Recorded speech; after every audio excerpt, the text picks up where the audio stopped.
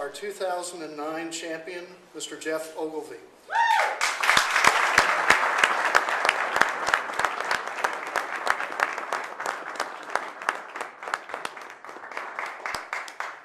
As many of you remember, Geoff was kind enough to join us at Media Day last year, and I think the karma sort of worked out all right. Geoff, you want to... No. Geoff now has 3 World Golf Championships, second only to Tiger Woods, and his record at this event is beyond stellar. Geoff, welcome back. I had a couple of questions to start things off about how you thought you might start your year, but I think you already answered those last week. Maybe a couple of comments about what you are looking forward to in returning to the Accenture Match Play Championship. Yeah, for sure. Obviously, this has been very close to my favourite event on tour, for sure. I mean, I used to love the Tucson Open was one of my favourite events too. I lived most of the time in Scottsdale, so driving down here it was always one of my favourites. And then, sad to see the Tucson Open go away, but then my favourite event came to Tucson, so I get to play the match play here. So it's one I really, really look forward to. I've obviously had a lot of success.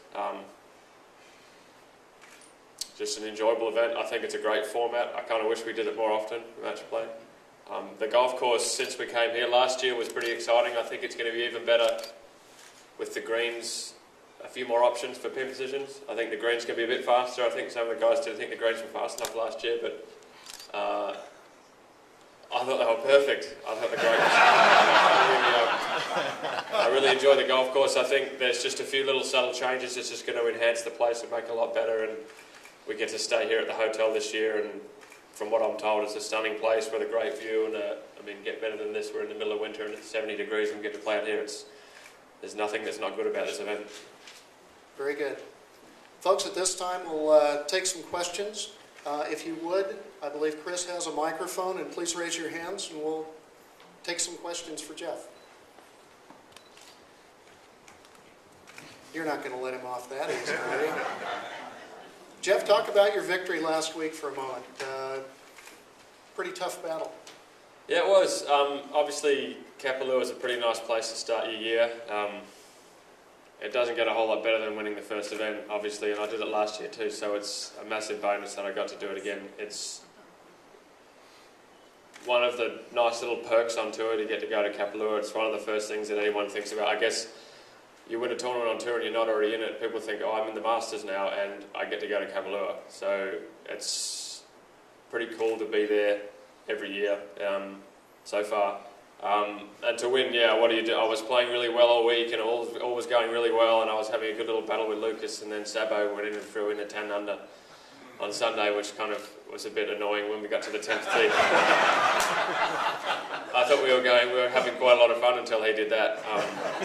But he played an unbelievable, 10 under out there. The wind was kind of weird this year. The wind, Kapalua, for anyone who hasn't been there, is built on the side of an old volcano, I guess. I mean, it's an incredible 1,000 feet from top to bottom, maybe. I mean, it's a massive hill, and all the long holes go downhill and all the short holes go uphill, but the wind tends to blow downwind on the long holes and into wind on the short holes, so it all balances out and it's quite fun. But last week the wind was going into the wind on the long holes, so it was kind of weird, but we had a lot of fun and it turned out my way, and I managed to play that last 9 holes. I knew what I needed to shoot and actually shot the score, which is, golf is sometimes quite easy when you go out not trying, but when you actually try to shoot a score and you do, it's very satisfying, because golf is very hard when you try to do something. So one of my most satisfying wins for sure.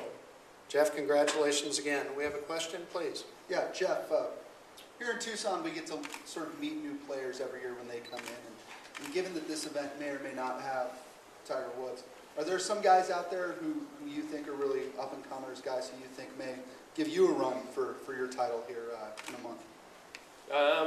Well, the obvious one is he was here last year is Rory. I can't say enough about Rory McIlroy and how good a player he is. He is astonishing, really, for his age. Basically in contention every week he plays. The first time in the match play here last year, he made the quarterfinals. Amazing player, really fun to watch. He's only 21 or 22 or something, already top 10 in the world. Going to win majors, going to win. So anyone who comes here can say they saw Rory when he was a young kid playing. I mean, he is very impressive. Ishikawa is obviously, he was here last year as well, but he's he's won 5 times or something in Japan since he was here last year. I mean, and he's been on the President's Cup. I mean, he's pretty impressive. Michael Sim, I'm not sure, he's right on the edge of probably getting in. Michael Sim, he played Nationwide Tour last year but won 3 times, got the Battlefield promotion, Australian kid. He played with Tiger Woods in the last round at the US Open. First time I'd ever played with him at Bethpage with all the craziness, and he hung in really well and shot even par on Sunday or something, on finished top 20 in the US Open, so he's really impressive, Michael Sim. Look, I don't think there's anybody in the top 6 for who isn't really good, but there's some... but some of these young guys, those 3 guys especially, are definitely got big futures, and I think it's always probably fun to see a player in 20 years' time when Rory's won 10 majors to say, oh, I saw him play when he was 21 down at Tucson. It was pretty exciting, you know, so they're the sort of players. I'd look for the young guys who have appeared to be having big futures. I'm sure you haven't been asked this question once by anybody here in the last couple of weeks, but do you anticipate there being a different feel if Tiger's layoff extends? I think we'll get used to it. It's obviously a strange time. Nobody knows what's going to happen. I guess that I don't think it's that weird that he's not playing. I think it's just the great unknown that's kind of strange. But I think his whole life has been about golf, and I'm sure once he works it out, he'll be back, and it'll be back to normal. Us chasing him down on Sundays, I think. Next question. Are there a number of venues on tour where the players stay right on the location like you'll do here now? We have a few. I mean, Doral is probably the one that the tour's been going to for forever. That's the whole integrated resort. Tampa, we stay. There's golf course. David will tell you, I'm forgetting probably 5 or 6. A few, and it's really nice. Kapalua last week. Well, we drive to the course, but it's the same resort. It is really nice. I would have said every player on tour would far and away prefer to stay on site. You have a bit of freedom. We can finish the round in the morning, maybe go relax in the room or go to the gym and then come back and practice and hit some balls and stuff. So it's really nice. It's going to be pretty cool that we get to stay here. I would have said if you poll the tour, 95% of guys would prefer to stay on site when they get a chance. So it's going to be pretty nice here. Yes, ma'am. Jeff, with you being in the top 10 and having won the first tournament of the year, and with Tiger out, I think naturally people are going to be looking to you as one of the guys to sort of, you know, take over and make a big statement, if you will, with him out. Do you feel like one of the elite players? I mean, do you feel like that? Sometimes. Sometimes, like last week, obviously, I was really happy with the game, and when I play well, I feel like I can win any tournament. I think I have periods where I don't feel like a very good player, but I think most people who play golf feel the same thing.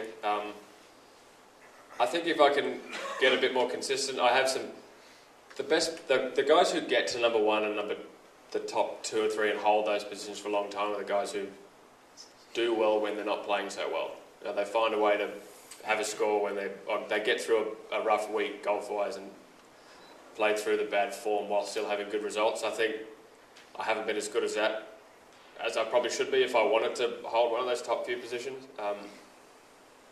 But I think I can. I think I'm getting better at that all the time. So I feel like one of the best players in the world when I play well. I just need to, I guess, continue that feel when I'm not playing so well, if you know what I mean. Does that make sense?